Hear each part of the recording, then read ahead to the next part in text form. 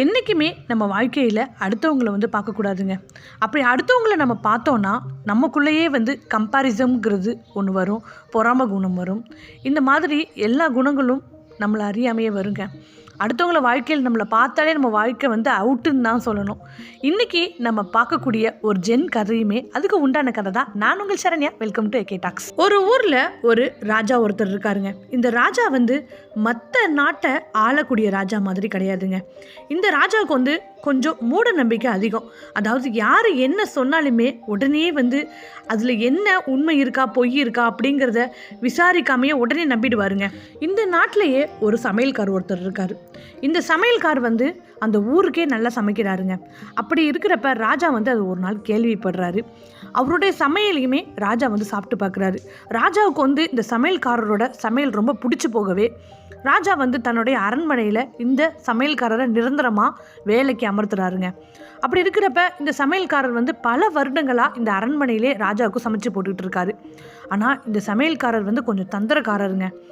யாரை பார்த்தாலுமே எப்போத்தாலும் கம்பேரிசன் தான். தனக்கு தான் முன்னுரிமை கொடுக்கணும், அந்த மாதிரி எல்லாரும் தன்னை மதிக்கணும். ராஜாவுக்கு அடுத்தபடியாக அந்த அரண்மனையிலே நம்மளை தான் எல்லாம் மதிக்கணும் அப்படிங்கிற ஒரு தலகணம் இருக்குங்க. இந்த மாதிரி இவர் எதிர்பார்த்தது மாதிரியே ராஜா இவர்கிட்ட நல்ல விதமாக இருக்கிறதுனால அந்த அரண்மனையில் உள்ளவங்க எல்லாருமே சமையல்காருக்கு தனியாக மரியாதை கொடுத்துக்கிட்டு தாங்க இருந்தாங்க.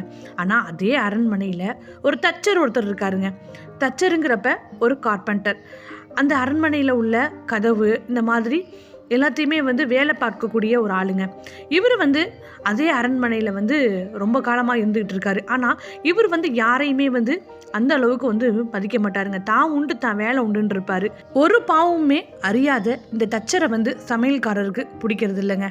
ஏன்னா சமையல்காரர் ராஜாவுக்கு அடுத்தபடியாக தன்னை தான் அந்த அரண்மனையில் எல்லாரும் வணங்கணும்னு சொல்லி நினைக்கிறாரு. ஆனால் தச்சர் அதுக்கு எதிர்மாறாக இருக்கிறதுனால தச்சருக்கும் இவருக்கும் ஒரு மாதிரி பகை உணர்வு இருக்குங்க. ரொம்ப காலமாக இந்த பகை உணர்வானது நீடிச்சிட்டு இருக்கு. அப்படி இருக்கிறப்ப இந்த தச்சரை எப்படியாவது நம்ம பழி வாங்கணும், நம்மளை மதிக்க மாட்டுறாரு, நம்மளை ஏளனமாக பார்க்குற மாதிரி இருக்குது, இவர் எதுலையாவது ராஜா கிட்ட சொல்லி மாட்டி விட்டுறணும் அப்படின்னு சொல்லி ரொம்ப காலமாக இந்த சமையல்காரர் பிளான் பண்ணிகிட்டு இருக்காருங்க. அப்படி இருக்கவே ஒரு காலகட்டத்தில் என்ன ஆகுதுன்னா, ராஜாவோட அப்பா வயசானவராக இருக்காரு. அவர் இறந்து போயிடுறாருங்க. இறந்து போன தன்னுடைய அப்பாவுக்கு காரியம் பண்ணுறதுக்காக ராஜா சமையல்காரரை கூப்பிட்டு இந்த மாதிரி பூஜை மாதிரி ஒன்று நடத்தலான்னு இருக்கேன், அதுக்கு யாகம்லாம் வளர்க்குற மாதிரி இருக்கும், அதுக்கு உண்டான பொருள்லாம் நீ தான் எடுத்து வைக்கணும்னு ராஜா சமையல்காரர்கிட்ட சொல்கிறாருங்க. சமையல்காரரும் ராஜா சொன்ன மாதிரி எல்லா பொருளையுமே எடுத்து வச்சிடறாரு. பூஜைக்கு உண்டான எல்லா பொருளையுமே எடுத்து வச்சிடறாரு. இந்த பூஜை பொருட்களில் ஓலைச்சுவடிகளுமே இடம்பெற்றிருக்குங்க. அந்த ஓலைச்சுவடிகளில் மந்திரங்களும் நிறைய எழுதப்பட்டிருக்கு. அதில் சில ஓலைச்சுவடிகள் சும்மாவே இருக்குங்க. உடனே இந்த சமையல்காரருக்கு ஒரு ஐடியா வருது. என்ன ஐடியா வருதுன்னா, இப்போதைக்கு நம்ம இந்த தச்சரை மாட்டி விட்டுறதுக்கான தக்க காலம் இதுதான், இவர் எப்படியாவது நம்ம மாட்டி விட்டுறணும் அப்படின்னு சொல்லி இந்த சமையல்காரர் தந்திரமாக ராஜாவோட அப்பா எழுதுகிற மாதிரியே ஒரு ஓலைச்சுவடியை எடுத்து எழுதி வச்சிடுறாருங்க. மறுநாள் ஆகுது. ராஜாவோட கண்ணுக்கு அந்த ஓலைச்சுவடியை தென்படுதுங்க. உடனே அந்த ஓலைச்சுவடியை எடுத்து ராஜா என்ன எழுதிருக்குன்ட்டு படிக்கிறாரு. அந்த ஓலைச்சுவடியில் என்ன எழுதிருக்குன்னா, உன்னுடைய அப்பா நான் தான் எழுதுகிறேன், நான் ரொம்ப நல்லா இருக்கேன், அப்போ நான் சொர்க்கத்தில் இருக்கேன், நான் இங்கே ரொம்ப சந்தோஷமாக இருக்கேன், நான் நல்ல சாப்பாடு, எனக்கு நல்ல தூக்கம் எல்லாமே இங்கே நல்லா எனக்கு கிடைக்கிது, நான் ரொம்ப சந்தோஷமாக இருக்கேன். ஆனால் எனக்கு உதவி மட்டும் ஒன்றே ஒன்று பண்ணு, இங்கே சொர்க்கத்தில் கதவுகள்லாம் சரியில்லாமல் இருக்குது, அதனால் நம்ம அரண்மனையில் உள்ள தச்சரை நீ அனுப்பி வைக்க முடியுமா? இங்கே சொர்க்கத்தில் உள்ள கதவெல்லாம் பழுது பார்த்த பிறகு நானே அந்த தச்சரை ஒரு நல்ல சமயம் பார்த்து திரும்பவும் பூமிக்கு அனுப்பி வைக்கிறேன், இது என்னுடைய வாக்கு அப்படின்னு சொல்லி அந்த ஓலைச்சுவடியில் எழுதியிருக்கிறத ராஜா படிக்கிறாருங்க. ஆனால் ராஜா என்ன நினச்சிக்கிட்டு இருக்காருன்னா, தன்னுடைய அப்பா தான் ஓலைச்சுவடியில் எழுதி நமக்கு அனுப்பியிருக்காரு அப்படின்னு ராஜா நினச்சிக்கிட்டு இருக்காரு. ஆனால் அந்த சமையல்காரர் எழுதினதா ராஜாவுக்கு புலப்படலைங்க. உடனே ராஜா தச்சரை கூப்பிட்டு பேசுகிறாருங்க. ஏன்னா ராஜா யார் என்ன சொன்னாலுமே ராஜா தான் நம்பிடுவார். தச்சர் இதுக்கு சம்மதிக்கலைங்க. தச்சர் மறுப்பு சொல்கிறாரு. ஆனால் ராஜா வாக்கு கொடுக்குறாரு. எங்கள் அப்பா திருப்பியும் உன்னை பூமிக்கு அனுப்பிடுறதா எனக்கு சொல்லியிருக்காரு, அதனால நீ நீ எங்கள் சொர்க்கத்துக்கு போக தான் வேணும், எங்கள் அப்பா கேட்குறாங்க அப்படின்னு சொல்லி ராஜா சொல்கிறாருங்க. உடனே இந்த தச்சர் யோசிக்கிறாரு. யோசித்த பிறகு ராஜா கிட்ட கேட்குறாரு, எனக்கு ஒரு வாரம் அவகாசம் கொடுங்க, எனக்கு இங்கே நிறைய வேலையெல்லாம் இருக்குது, அதை முடிச்சுக்கிட்டு சொர்க்கத்துக்கு நான் வந்து சும்மா போக முடியாது, அதுக்கு உண்டான பொருட்களையும் நான் எடுத்துகிட்டு போகணும், அதனால அதுக்கு நான் ஆயத்தமாகணும், எனக்கு கொஞ்சம் டைம் கொடுங்கன்னு சொல்லி கேட்குறாருங்க. தச்சர் ராஜா கிட்ட பேசிக்கிட்டே இருக்கிறப்ப பின்னாடி சமையல்காரர் சிரிச்சுக்கிட்டு இருக்காருங்க. இதை வந்து தச்சர் வந்து கவனிச்சிடுறாரு. இப்போ தச்சருக்கு வந்து எல்லாமே புரிய வருது, இது எல்லாமே சமையல்காரரோட சூழ்ச்சி தான் அப்படிங்கிறது புரிய வருதுங்க. உடனே வீட்டுக்கு வந்துடுறாரு தச்சர். தச்சர் வீட்டுக்கு வந்த உடனே தன்னுடைய மனைவி கிட்ட நடந்தது எல்லாத்தையுமே வந்து சொல்கிறாருங்க. இது கேட்டோடனே மனைவி வந்து துடிச்சு போகிறாங்க. உடனே மனைவி வந்து ஒரு ஐடியாவும் கொடுக்குறாங்க. நான் சொல்கிறத வந்து உங்கள் ராஜா கிட்ட போய் நீங்கள் சொல்லுங்கள் அப்படின்னு மனைவி வந்து ஒரு ஐடியா கொடுத்து அனுப்புகிறாங்கங்க.